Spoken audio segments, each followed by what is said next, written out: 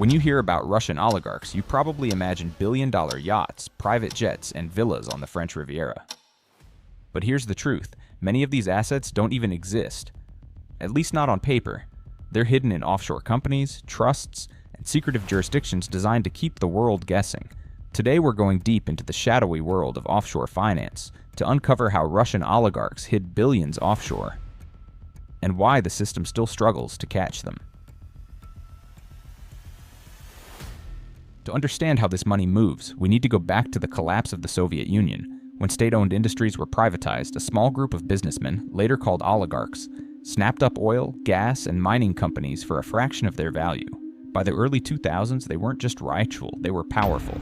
Many aligned closely with the Kremlin, protecting their fortunes while expanding influence abroad. But with great wealth came one big problem. How do you protect billions when politics or sanctions could strip it away overnight?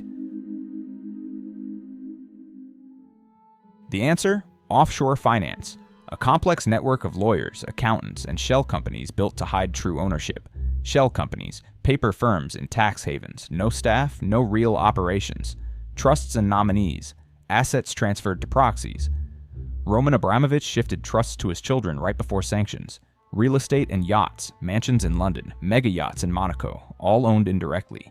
Freeports and art, priceless art hidden in Swiss vaults. Banking havens, Cyprus, Switzerland, Luxembourg offering secrecy.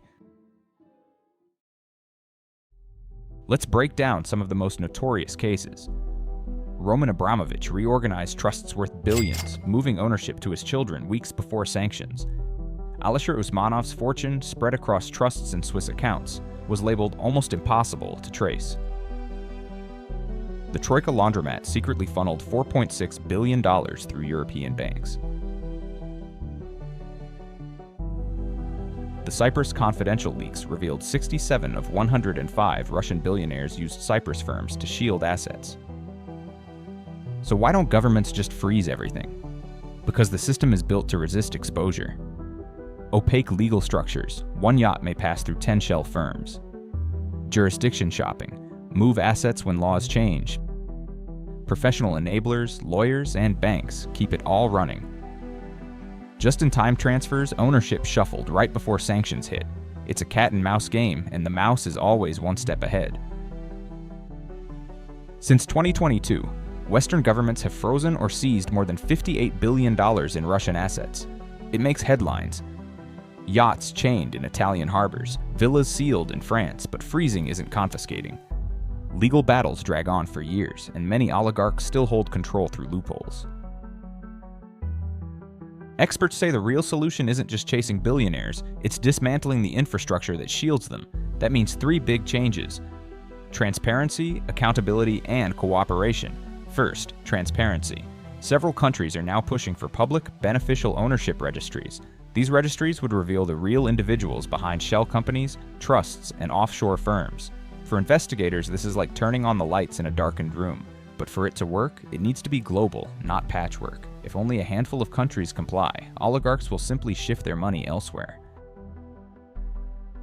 Second, accountability. Sanctions on billionaires make headlines, but the enablers, the lawyers, accountants, and financial advisors who construct these webs of secrecy often continue their work quietly.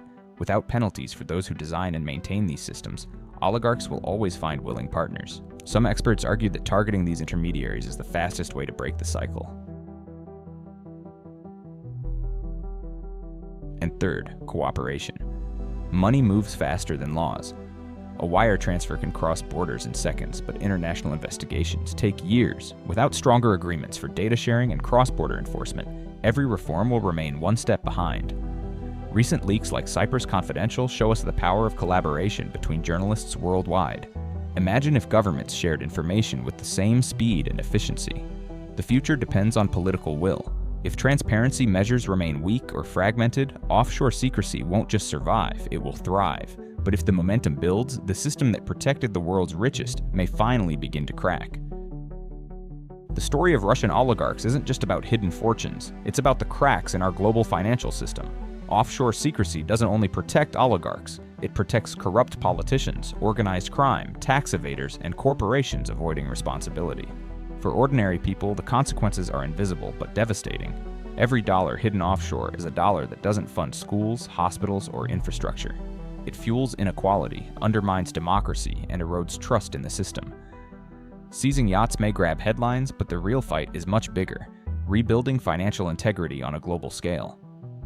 The question is whether governments, institutions, and citizens will demand the change, or whether secrecy will remain business as usual. In the end, the offshore world is not just a Russian problem, it's a global one. From London to Dubai, from Switzerland to the Caribbean. The system is universal, and until it's dismantled, fortunes will remain hidden, untouchable, offshore, and always in the shadows.